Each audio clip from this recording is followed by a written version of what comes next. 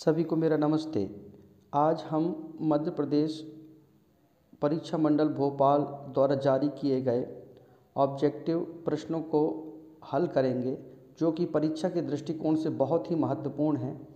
तो चलिए हम शुरू करते हैं। जैसे कि वस्तुनिष्ठ प्रश्न दिया है, 1 अंक के प्रश्न हैं। तो पहला हमारा बहुविकल्पीय प्रश्न है हमारा 96 और 404 का HCF महत्तम समापवर्तक होगा। तो क्या होगा, आपको महत्तम समापवर्तक निकालना आता है, तो इसका महत्तम समापवर्तक होगा 4।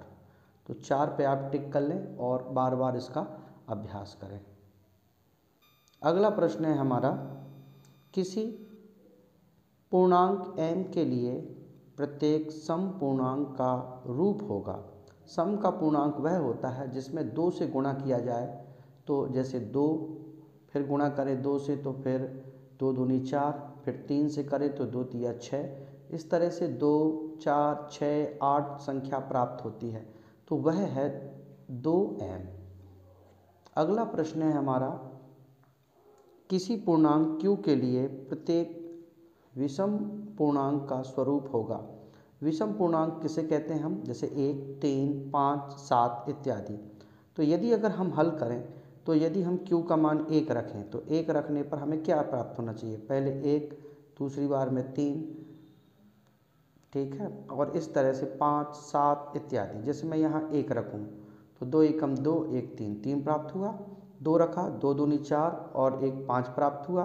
तो 3, 5, 7 इत्यादि क्या है, विषम पूर्णांक। तो इसका ऑप्शन डी सही होगा। प्रश्न चौथा है, n² - 1 8 से विभाज्य होगा यदि n है। अगर 8 से विभाज्य है तो हम जानते हैं कि 8 एक क्या है, 8 एक क्या है। तो प्रश्न है n² - 1 8 से विभाज्य होगा यदि n एक विषम पूर्णांक है। तो इसका ऑप्शन सी होगा। कैसे, यदि मैं यहाँ 5 रख दूँ तो 5 की घात 2 होता है 25, 25 में से 1 जाती है तो 24, 8 एकम 8, 8 दूनी 16, 8 तिया 24। तो 3 बार में विभाज्य हो जाता है। इसी प्रकार 7 रख दूँ तो 7 सतैया 49 और 1 घटा देंगे तो 8 से विभाज्य हो जाएगा। वह बड़ी से बड़ी संख्या जिसे 70 और 125 को विभाजित करने पर क्रमशः 5 और 8 प्राप्त होते हैं। तो बड़ी से बड़ी संख्या प्राप्त करनी है, तो 70 और 125 को विभाजित करें तो 5। तो सबसे पहले देखते हैं 13। तो 13 पना 65, 70 में यदि 65 घटा दे तो 5 मिल जाता है। और फिर 13 को भाग देते हैं तो यहाँ पे तो 125 में तो 13 का पहाड़ा पढ़ते हैं तो 8 प्राप्त हो जाता है। अतः हमारा 5वां जो ऑप्शन है ए सही है। तो इसका जो आंसर होगा वो होगा 13। अब हम बहुपद की तरफ जाते हैं। बहुपद 2x की घात 3 धन 3x स्क्वायर धन 4x धन 5 के शून्यांकों की अधिकतम संख्या क्या होगी। शून्यांकों की संख्या वही होती है जो उसकी अधिकतम घात होती है। तो x की घात 3 है तो इसमें शून्यांकों की संख्या 3 होगी। यदि बहुपद ax² + bx + c के शून्यांक अल्फा और बीटा हैं, तो अल्फा इंटू बीटा का मान क्या होगा। हम जानते हैं कि अल्फा प्लस बीटा होता है -b/a और अल्फा इंटू बीटा होता है c/a, अर्थात इसका पहला ऑप्शन ए सही होगा। बहुपद x की घात 2 ऋण 3 के शून्यांक होंगे। अगर ये x की घात 2 ऋण 3 है, उस तरफ जाएगा तो धन, और वर्गमूल वर्ग है तो उस तरफ लगा देंगे वर्गमूल। जब भी वर्गमूल लगाते हैं तो धन और ऋण का निशान एक साथ होता है। तो ऐसा ऑप्शन हमारे पास यहाँ पर है। तो 8 का ऑप्शन ए सही होगा। प्रश्न 9वां है हमारा, चर x के बहुपद px में x के निम्न में से कौन सी घात बहुपद की घात कहलाती है। तो प्रश्न फिर पुनः, चर के बहुपद px में x की निम्न में से कौन सी घात बहुपद की घात कहलाती है। तो बहुपद में जो सबसे अधिक घात लगी होगी वही बहुपद की घात कहलाती है। जैसे यहाँ पर x की घात 2 लगी हुई है, यहाँ x की घात 2 है और पहले वाले में x की घात 3 है। तो उच्चतम घात बहुपद की घात कहलाती है। ऑप्शन बी इसका सही होगा। प्रश्न 10वां है हमारे पास, द्विघात बहुपद में बहुपद की घात होगी 2। द्विघात है, जैसा कि शब्द पे ही लिखा है, द्विघात है तो बहुपद की घात 2 होगी, 3 घात होगा तो 3 होगी, 4 होगा तो 4 होगी। अगला प्रश्न है हमारे पास, द्विघात बहुपद ax² plus bx plus c के शून्यांकों का योगफल होगा। तो योगफल अर्थात अल्फा प्लस बीटा बराबर होता है -b/a। तो इसका जो उत्तर होगा सी ऑप्शन -b/a। इसे याद कर लीजिए, ये महत्वपूर्ण है।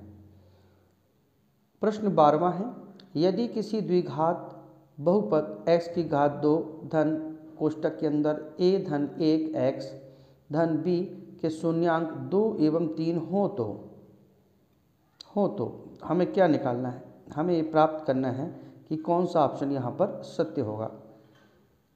तो हम इनके मान रखकर यहाँ पर इन ऑप्शनों को निकालने का प्रयास करेंगे। तो ऑप्शन जो इसका डी है वह सत्य है। ऑप्शन डी इसका सत्य ऑप्शन है। अगला प्रश्न वैकल्पिक प्रश्न 13 है, समीकरण निकाय a1x धन b1y धन c1 बराबर 0 है तथा a2x धन b2y धन c2 बराबर 0 का एक अद्वितीय हल होगा। तो जब भी अद्वितीय हल हो, इसका मतलब है रेखाएं एक दूसरे को काटती हैं, अर्थात a1 यहाँ पर a2 होगा और बराबर नहीं होता b1/b2 के। ऑप्शन ए सही है। प्रश्न 14, a1/a2 बराबर b1/b2 बराबर नहीं है c1/c2 के। तो समीकरण निकाय a1x धन b1y धन c1 बराबर 0 तथा a2x धन b2y धन c2 बराबर 0 के क्या होगा? तो इसका लिए हमारे पास यदि लास्ट में बराबर नहीं दिया तो कोई हल नहीं होगा, अर्थात रेखा समांतर होगी। प्रश्न 15, जब a1 a2 बराबर b1 b2 बराबर c1 c2 हो तो समीकरण निकाय a1x धन b1y धन c1 बराबर 0 a2x धन b2y धन c2 बराबर 0। अगर हमारे पास तीनों स्थितियों में बराबर है तो रेखा जो होती हैं संपाती हो जाती हैं, अर्थात अनेक हल होंगे, अनंतः अनेक हल होंगे। मैं एक बार इसे और एक्सप्लेन कर देता हूँ। जब ऐसी स्थिति आए तो रेखा एक दूसरे को काटती है, काटने पर इसके बिंदु प्राप्त होते हैं, अद्वितीय हल होगा। कोई हल नहीं होगा, रेखा समांतर हो जाएगी। अगर अनंत हल हैं तो रेखा एक के ऊपर एक संपाती हो जाएगी। अब हम अगले पे चलते हैं। द्विघात समीकरण में दिया है, यदि द्विघात समीकरण ax² plus bx plus c बराबर 0 के विविक्त कर का मान 0 है तो द्विघातीय समीकरण के 2 बराबर मूल होंगे।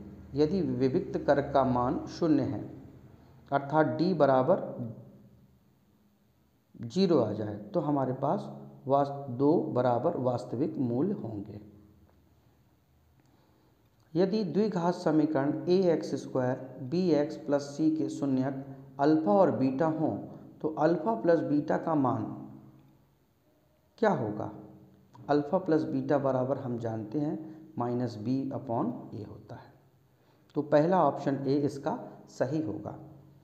प्रश्न 19वां है हमारे पास, निम्न में से कौन एक वर्ग समीकरण है? वर्ग समीकरण की पहचान होती है, किस प्रकार से देखते हैं, ax² plus bx plus c, ये इसका व्यापक स्वरूप होता है। तो हम देखते हैं कि किसमें कौन सा व्यापक स्वरूप आ सकता है। तो हम देखते हैं कि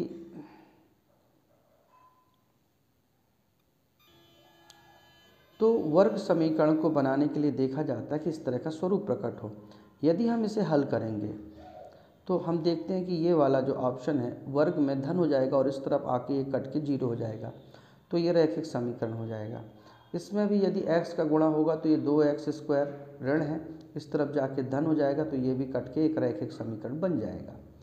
अब यहाँ पर दिया हुआ है, ये लगता है कि वर्ग समीकरण की है, लेकिन यहाँ पर मान दिया हुआ ऋण 1। यदि हम मान रख देते हैं तो यह x की जो मान है वह समाप्त हो जाएगा, सिर्फ k बचेगा। हमारे पास सिर्फ यह ऑप्शन है जहाँ x की घात 3 x की घात ऋण x की घात 2 बराबर x ऋण 1। यदि हम इसका पूरा विस्तार कर दें तो ये a माइनस बी का होल क्यूब का सूत्र a cube minus 3a² b plus 3ab² और लास्ट में हमारा b क्यूब का मान आ जाएगा। x क्यूब को हम पक्षांतर करेंगे तो ये मान कटेगा, सिर्फ x² बचेगा, अर्थात इसका ऑप्शन डी सही है। प्रश्न 20 है, निम्न में से कौन एक वर्ग समीकरण नहीं है। यहाँ पर हमें ज्ञात करना है कि वर्ग समीकरण नहीं है। तो वर्ग समीकरण की पहचान होती है ax² bx प्लस c, जो इसका व्यापक स्वरूप है। तो हम देखते हैं पहले से, यदि हम इसका करेंगे, ये 4 है और इसका x², तो 4x की घात 4 हो जाएगा, तो पहला नहीं होगा। इन दोनों में ये कट जाएंगे तो ये रैखिक समीकरण बन जाएगा, क्योंकि x की घात बचेगी।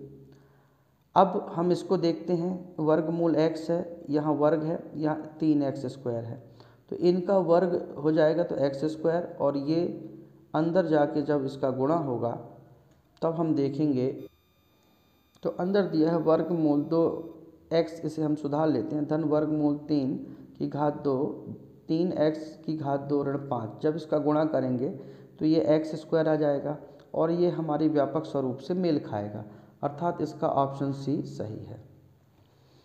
निम्नलिखित में से किस वर्ग समीकरण का मूल 2 है।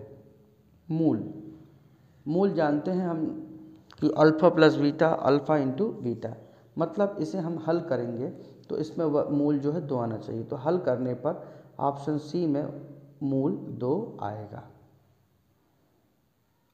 अब हम चलते हैं अगले अध्याय की ओर, समांतर श्रेणी। समांतर श्रेणी 12 7 2 ऋण 3 का सर्वांतर होगा। सर्वांतर अर्थात दूसरी संख्या से पहली संख्या को घटा देना।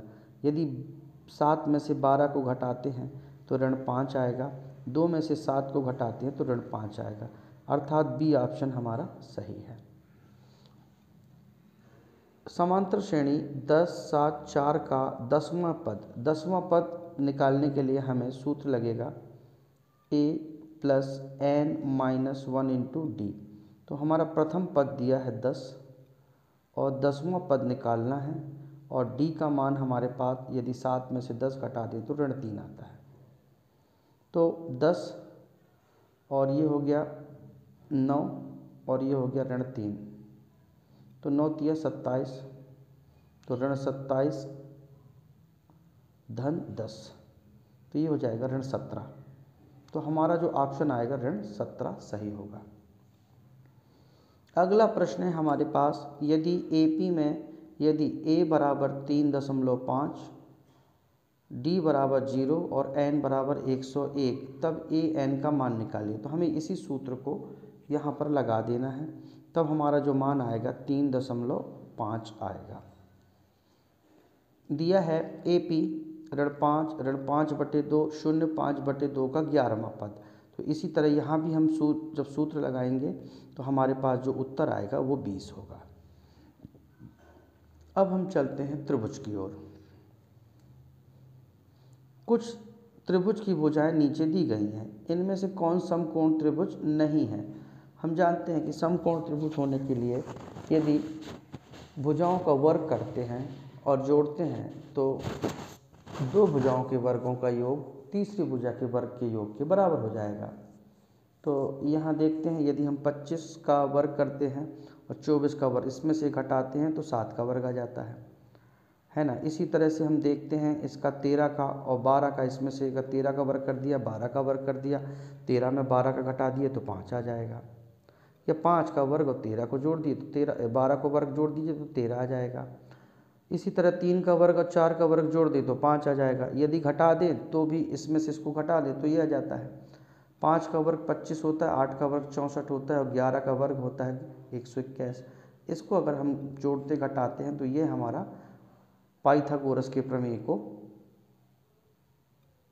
सिद्ध नहीं करता, अर्थात हमारा जो ऑप्शन 5 है वो ऑप्शन बी सही होगा। पूछा गया है त्रिभुज नहीं है, इस पर विशेष ध्यान दीजिए।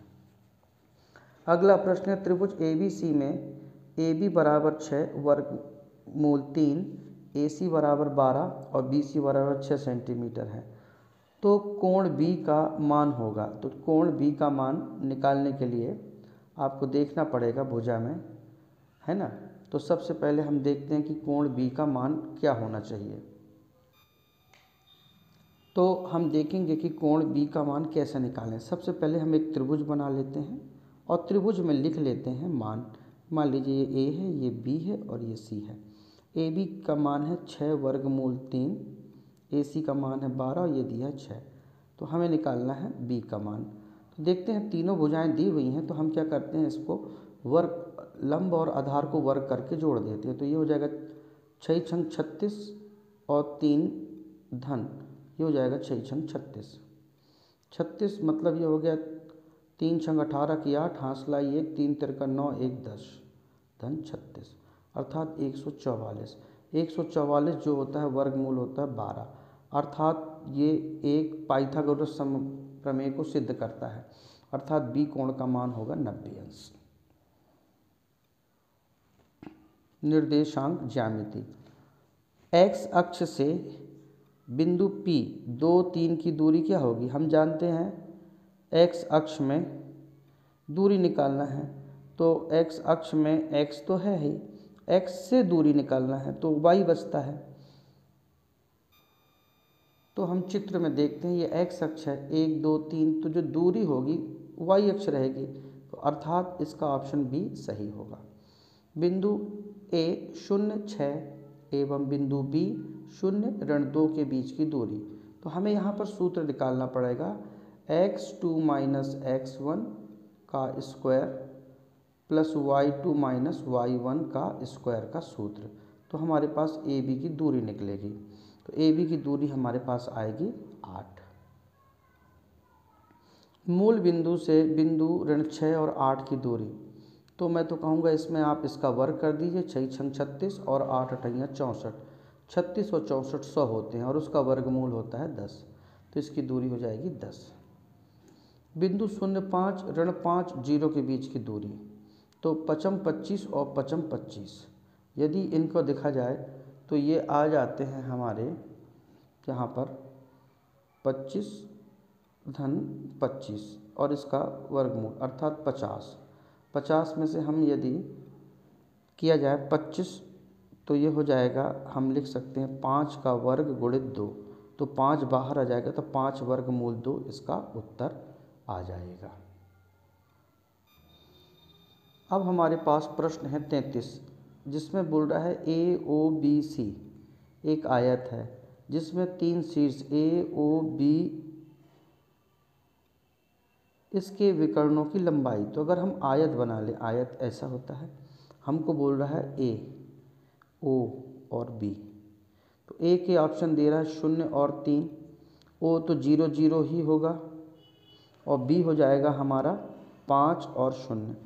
तो हम देखते हैं x2 माइनस x1 और y2 माइनस y1 का सूत्र लगा के, तो 5 का वर्ग और 3 का वर्ग, 5 का वर्ग होता है 25 और 3 का वर्ग होता है 9, तो 25 और 9 कितना हुआ, 9 5 14 की 4, हांसला 1 2 1 3, ये हो जाएगा 34 और इसका वर्गमूल, अर्थात सी इसका सही ऑप्शन होगा। त्रिकोणमिति प्रश्न है हमारा 34, 2 tan 30 degree upon 1 plus tan square 30 degree. तो इसमें अगर हम मान रखेंगे तो हमारे पास जो मान प्राप्त होगा वो sin 60 डिग्री प्राप्त होगा। इसका विस्तार मैंने समझाया हुआ है, आप उस वीडियो को देख लीजिए। 35वां है 1 माइनस tan स्क्वायर 45 डिग्री और 1 प्लस tan स्क्वायर 45 डिग्री। आप जानते हैं 45 का मान 1 होता है, यहाँ भी 45 का मान 1 होगा। वर्ग करने पर 1 ही रहेगा, 1 और 1 जाके कटेगा, 0 हो जाएगा। और हम जानते हैं कि यदि 0 हो जाए तो इसका मान भी क्या हो जाएगा, 0। 2 sin 2a बराबर 2 sin a तब सत्य होता है जब a बराबर होगा 0 डिग्री के। 2 tan 30 degree upon 1 + tan square 30 degree बराबर है किसके? ये हमारा सवाल है, इसको हमने हल किया है, आप वीडियो में देख सकते हैं, tan 60 डिग्री के। अगला है 9 sec square a minus 9 tan square a बराबर है किसके? यदि अगर हम इसको हल करें तो इसका जो उत्तर होगा वह होगा बी 9। एक वृत्त की अधिकतम कितनी स्पर्श रेखाएं हो सकती हैं?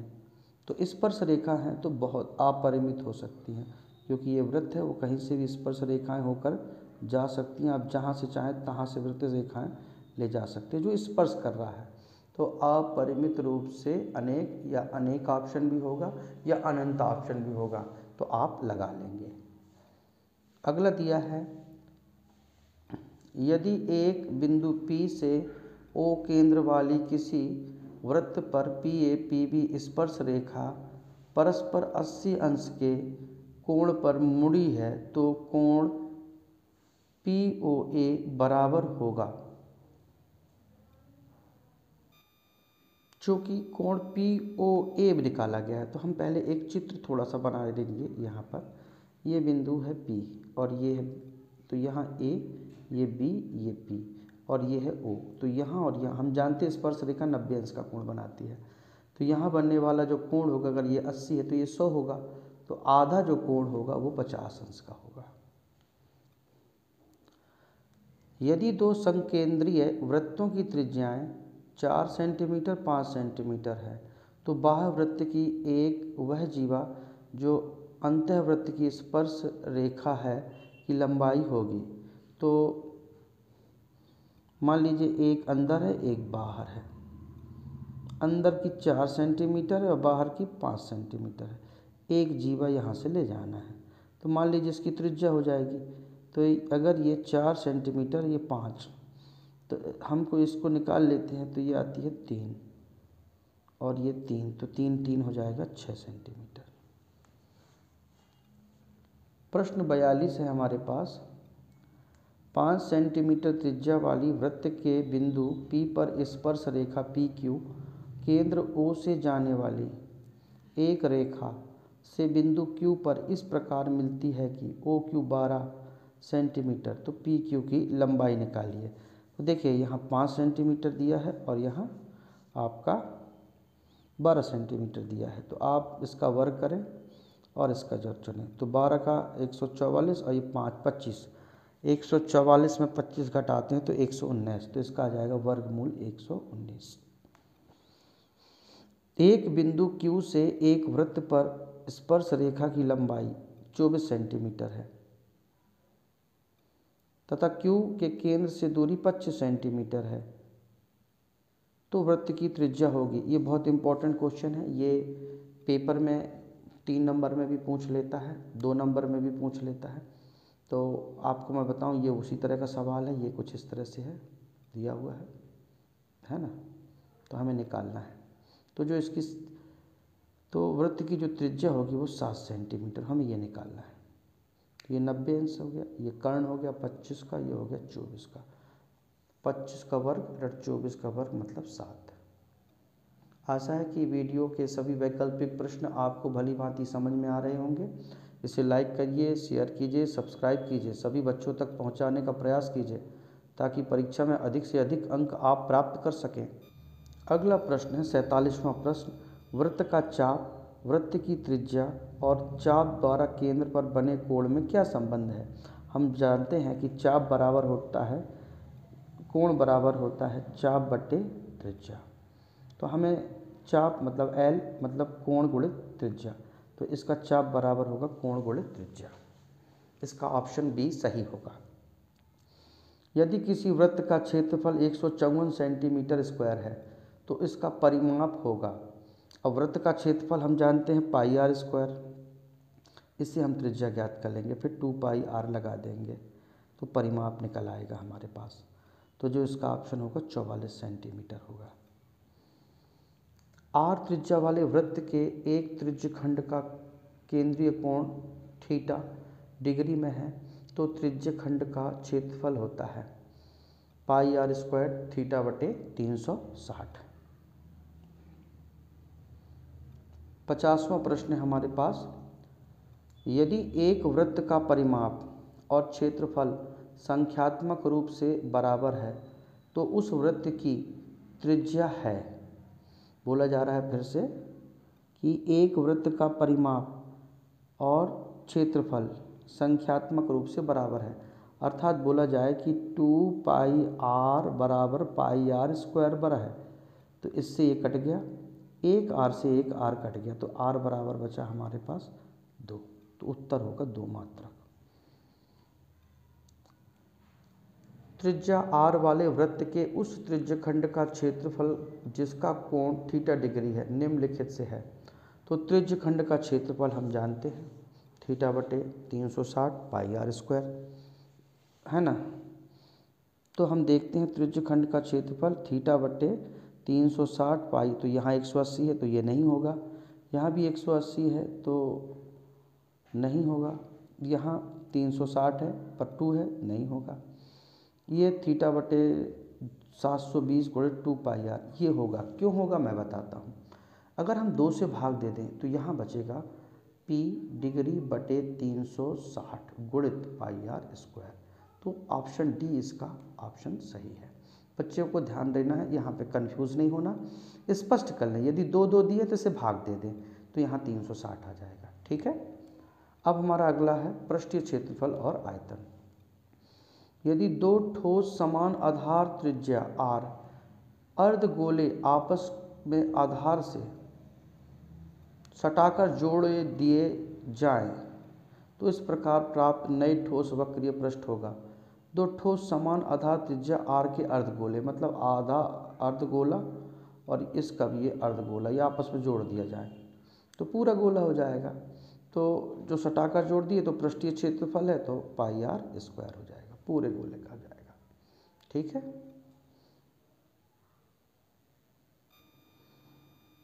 अगला प्रश्न 53, r सेंटीमीटर त्रिज्या एवं h सेंटीमीटर, जहां h बड़ा है 2r से, ऊंचाई का एक लंब वृत्तीय बेलन एक गोले को ठीक ठीक ढक लेता है तो इस गोले का व्यास क्या होगा।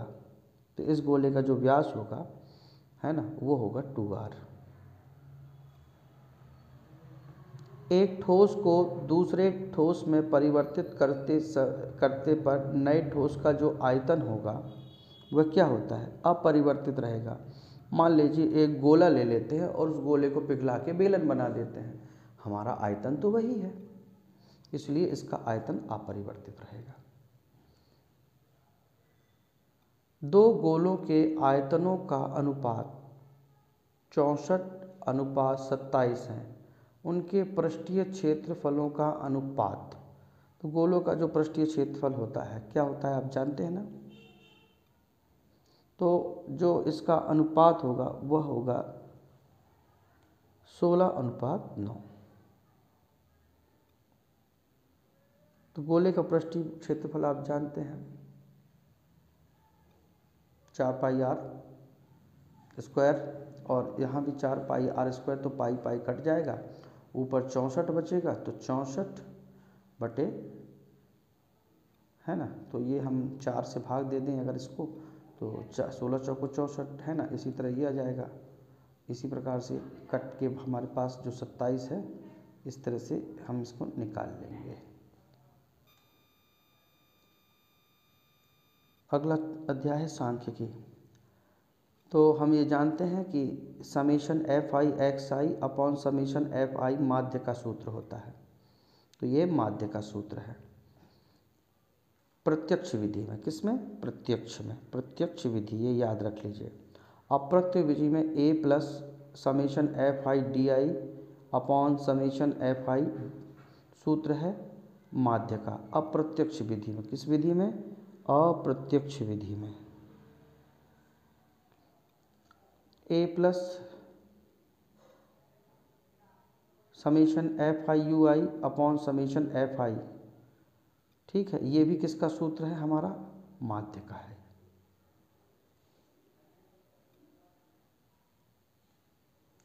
L1 plus n/2 minus C F मतलब होता है कम्युलेटिव फ्रिक्वेंसी संचयी आवृत्ति बटे एफ आवृत्ति गुणित एच। तो ये जो होता है माध्यक का सूत्र होता है, माध्यक। पहले इसी को मध्यिका कहा जाता था, मध्यिका। 60 है L1 plus F1 minus F0 upon 2F1 minus F0 F2 into H. जो सूत्र है वो है बहुलक का, बहुलक का, बहुलक का। यदि एक प्रश्न 61 है, यदि एक घटना घटित नहीं हो सकती तो इसकी प्रायिकता शून्य होगी। नहीं हो सकती, यदि कोई घटना घटित नहीं होती तो उसकी प्रायिकता क्या होती है? शून्य होती है। तो इसकी प्रायिकता शून्य होती है। निम्न में से कौन सी घटना की प्रायिकता नहीं है? घटना की प्रायिकता 1/3, हाँ 3 में से 1 का हो सकता है, 10 में से 1 प्रतिशत में भी हो सकता है, लेकिन यहाँ नीचे है, छोटा है और ऊपर बड़ा है, तो ये घटना की प्रायिकता नहीं होगी। एक घटना असंभावी है तो इस प्रायिकता की निकटस्थ होगा। असंभव घटना मतलब ना के बराबर है, उसका मान बिल्कुल ना के बराबर हो ही नहीं सकती। तब हम जानते हैं जितनी बड़ी संख्या का भाग हो जाए, तो जैसे ये सबसे निकट होगा।